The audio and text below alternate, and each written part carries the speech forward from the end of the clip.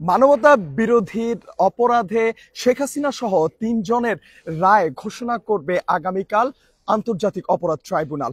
এবং এই রায় ঘোষণাকে কেন্দ্র করে ইতিমধ্যে কার্যক্রম নিষিদ্ধ ঘোষিত সংগঠন আওয়ামী লীগ শাটডাউনের ঘোষণা দিয়েছে এবং 2 দিন ব্যাপী শাটডাউন চলছে। 16 নভেম্বর এবং 17 নভেম্বর।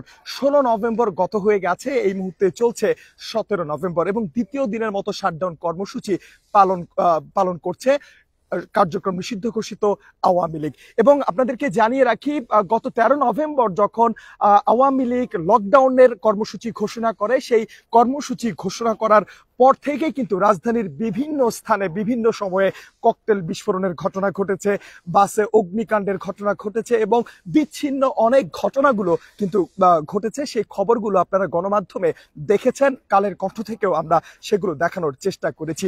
এবং 13 নভেম্বর চলে গেছে এবং শেখ হাসিনার যে রায়ের দিন ধার্য করা হয়েছে 17 নভেম্বর, সেই রায়ের দিনকে কেন্দ্র করে আওয়ামী লীগ 2 দিন ব্যাপী শাটডাউন কর্মসূচি ঘোষণা করেছে। এবং সেই শাটডাউন কর্মসূচি ঘোষণার পর আজ যে রাত গত হচ্ছে, রাজধানীর বিভিন্ন স্থানে ককটেল বিস্ফোরণের ঘটনা ঘটেছে, অগ্নিসংযোগের ঘটনা ঘটেছে। তার মধ্যে উল্লেখযোগ্য রাজধানীর কাউরান বাজারে সার্ক ফোয়ারার সামনে, সেখানে পরপর 2টি ককটেল বিস্ফোরণের ঘটনা ঘটেছে সন্ধ্যা 6টা 35 মিনিট নাগাদ। এবং এর পরবর্তীতেই আমরা দেখতে পেয়েছি জাতীয় নাগরিক পার্টির যে অস্থায়ী কেন্দ্রীয় কার্যালয় অবস্থিত বাংলা মোটরে, সেই কার্যালয়ের ঠিক সামনে বাংলা মোটর মোড়ে ককটেল বিস্ফোরণের ঘটনা ঘটেছে।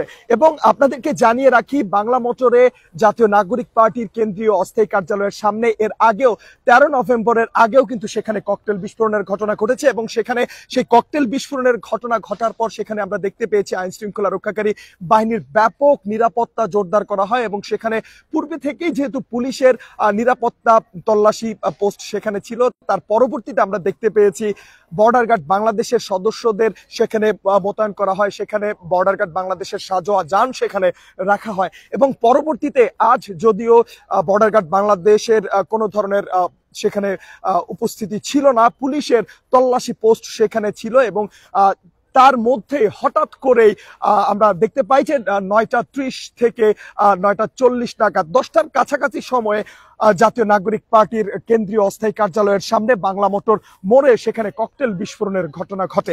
এবং শুধুমাত্র সেখানে যে ককটেল বিস্ফোরণের ঘটনা ঘটেছে তা কিন্তু নয়, পরবর্তীতে আমরা জানতে পেরেছি বন ও পরিবেশ মন্ত্রণালয়ের উপদেষ্টা রিজওয়ানা হাসান, তার যে বাসভবন ধানমন্ডি সেন্ট্রাল রোডে অবস্থিত, সেই সেন্ট্রাল রোডের বাসভবনের সামনেও কিন্তু ককটেল বিস্ফোরণের ঘটনা ঘটে। এবং তার বাড়ির যে প্রধান ফটকটি রয়েছে, সেই ফটকের পাশে আরেকটি ভবন, সেই ভবনের নিচতলার উপরে যেখানে টিনের ছাউনি দেওয়া বেষ্টনী ছিল, সেখানে ককটেল বিস্ফোরণের ঘটনা ঘটেছে। এবং যখন রিজওয়ানা হাসানের বাসার সামনে ককটেল বিস্ফোরণের ঘটনাটি ঘটে, তখন সেই সময়ে সেই গলিতে বেশ কয়েকজন সেখানে ব্যাডমিন্টন খেলছিল এবং বিকট শব্দ এবং সাদা ধোঁয়ায় আচ্ছন্ন হয়ে যাওয়ার পর সেখান থেকে কিন্তু তারা ছুটোছুটি করে নিজেদের বাসভবনে চলে যায়। এবং প্রত্যক্ষদর্শী যারা ছিলেন, পাশের বাড়ির কেয়ারটেকার এবং সেখানে স্থানীয় যারা ছিলেন, তাদের সাথে আমরা কথা বলেছি। তারা আমাদেরকে যেমনটা জানিয়েছেন যে এর আগে কখনো সেখানে এই ধরনের ঘটনা ঘটেনি। হঠাৎ করে এই বিকট শব্দ,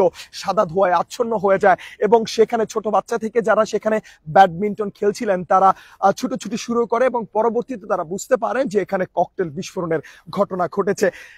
রিজওয়ানা হাসানের বাসার সামনে ককটেল বিস্ফোরণের ঘটনা, এই বিষয়টি নিয়ে জনসাধারণ মনে উদ্বেগ দেখা দিয়েছে, অনেকেই শঙ্কা প্রকাশ করেছেন। আইন শৃঙ্খলা রক্ষাকারী বাহিনীর নিরাপত্তা ব্যবস্থা নিয়ে অনেকে প্রশ্ন তুলেছেন। এবং আরো যে যেখানে ককটেল বিস্ফোরণ ঘটেছে সেটিও আপনাদেরকে জানাতে চাই। এবং পরবর্তীতে আমরা দেখতে পাই রাজধানীর সায়েন্স ল্যাবে অবস্থিত সিটি কলেজের সামনে ককটেল বিস্ফোরণের ঘটনা ঘটে। এবং সেখানেও কিন্তু আমরা প্রত্যক্ষদর্শীদের বরাত দিয়ে জানতে পারি, তাদের সাথে আমরা কথা বলেছিলাম, তারা আমাদেরকে যেমনটি জানিয়েছেন যে সেই সময়টাতে রাস্তাটা মোটামুটি ফাঁকা, 1:15টার দিকের ঘটনা, সেখানে সড়কে যানবাহন তেমন ছিল না। হঠাৎ করেই বিকট শব্দ, সাদা ধোঁয়ায় আচ্ছন্ন হয়ে যায়। প্রত্যক্ষদর্শী যারা ছিলেন তারা বিকট শব্দ শুনে ভেবেছিলেন সেখানে হয়তো বা কোনো গাড়ির টায়ার ব্লাস্ট হয়েছে, তবে কাছে যেয়ে তারা বুঝতে পারেন যে এখানে বারুদের গন্ধ তারা পেয়েছেন এবং সেই ককটেলের যেই চূর্ণ বিচূর্ণ অংশ, সেই অংশগুলো তারা সেখানে পেয়েছেন। তেমনটি তারা বলেছেন। এবং এরপরে আমরা শুনতে পেরেছি রাজধানীর ফার্মগেট এলাকায় সেখানে ককটেল নিক্ষেপ করতে যেয়ে সেখানে জনতার হাতে ধরা পড়েন ককটেল নিক্ষেপকারী এবং তাদেরকে পরবর্তীতে পুলিশে সোপর্দ করা হয়। এর মাঝখানে আমরা খবর পেয়েছি রাজধানীর কেরানীগঞ্জ থানার পাশেই যে পুলিশের ডাম্পিং রয়েছে, ডাম্পিং স্টেশন, সেখানে অগ্নিকাণ্ডের ঘটনা ঘটেছে এবং অল্প সময়ের মধ্যেই সেই অগ্নিকাণ্ডের ঘটনাটি নিয়ন্ত্রণে নিয়ে আসা হয়। এবং এর পরবর্তীতে আমরা যেমনটি জানতে পেরেছি রাজধানীর 32 নম্বরে, ধানমন্ডি 32 নম্বরে, সেখানে ছাত্র জনতার হাতে একজন আওয়ামী লীগ কর্মী সন্দেহে একজনকে আটক করা হয় এবং পরবর্তীতে তাকে পুলিশে সোপর্দ করা হয়। এবং সেই যাকে আটক করা হয়েছে যুবক, সে বলছিল যে তিনি আওয়ামী লীগের সমর্থক, তবে তিনি কোনো ধরনের নাশকতার সঙ্গে জড়িত নন। ছাত্র জনতা তাকে আটক করে পুলিশের হাতে সোপর্দ করে এবং ধানমন্ডি থানা পুলিশ সেই যুবককে থানা হেফাজতে নিয়ে যান।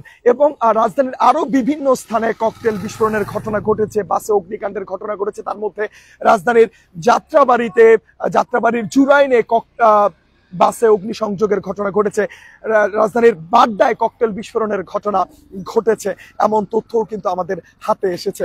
এবং সব মিলিয়ে বলা যায় রাজধানীর একাধিক স্থানে পরপর ককটেল বিস্ফোরণের ঘটনা ঘটেছে। তবে আরেকটি বিষয় যেটি আপনাদেরকে জানিয়ে রাখতে চাই, রাজধানীর কারওয়ান বাজারে কিন্তু প্রথমে 2টি ককটেল বিস্ফোরিত হয় এবং পরবর্তীতে আরো একটি ককটেল বিস্ফোরণের ঘটনা কিন্তু সেখানে ঘটে। সব মিলিয়ে রাজধানীর বিভিন্ন স্থানে একাধিক ককটেল বিস্ফোরণের ঘটনা ঘটেছে। তবে আইন শৃঙ্খলা রক্ষাকারী বাহিনীর সদস্যরা বলছে তারা তৎপর রয়েছেন। আমরা গণমাধ্যম কর্মীরা রাজধানীর বিভিন্ন প্রান্ত ছুটে বেরিয়েছি, ঘুরে বেরিয়েছি, বিভিন্ন স্থানে পুলিশ সহ অন্যান্য আইন শৃঙ্খলা রক্ষাকারী বাহিনীর সদস্যদের নিরাপত্তা বেষ্টনী তল্লাশি পোস্ট আমরা দেখতে পেয়েছি এবং তারা তৎপর রয়েছে বলে আমাদেরকে নিশ্চিত করেছেন। দর্শক, এই ছিল রাজধানীর সর্বশেষ পরিস্থিতি। এবং যাবার আগে বলে দিতে চাই, আগামীকাল সকাল 11টায় আন্তর্জাতিক অপরাধ ট্রাইব্যুনালে ঘোষণা করা হবে মানবতা বিরোধী অপরাধের দায়ে শেখ হাসিনার এবং আরো 3 জনের রায়, এবং সেটি 11টায় ঘোষণা করা হবে বলে আন্তর্জাতিক অপরাধ ট্রাইব্যুনালের রেজিস্ট্রার কর্তৃক জানানো হয়েছে। এবং আন্তর্জাতিক অপরাধ ট্রাইব্যুনালের যে এলাকাটি রয়েছে সেই এলাকা জুড়েও কিন্তু কঠোর নিরাপত্তা ব্যবস্থা তৈরি করা হয়েছে, বলয় তৈরি করা হয়েছে। সেখানে পুলিশের সদস্যরা নিরাপত্তা দায়িত্ব পালন করছেন, বর্ডার গার্ড বাংলাদেশের সদস্যরা নিরাপত্তার দায়িত্ব পালন করছেন। এবং সেখানে যে সড়কটি রয়েছে ঢাকা বিশ্ববিদ্যালয় থেকে এবং মাজার গেট থেকে যে সড়কটি রয়েছে সেই সড়কটি কিন্তু পুলিশ ব্যারিকেড দিয়ে বন্ধ করে দিয়েছে এবং সেখান দিয়ে জনসাধারণের চলাচল নিষিদ্ধ করা হয়েছে। এবং সব মিলিয়ে রাজধানীতে এই ছিল সর্বশেষ। পরবর্তীতে সবার আগে সর্বশেষ সংবাদ নিয়ে আবারও হাজির হয়ে যাব।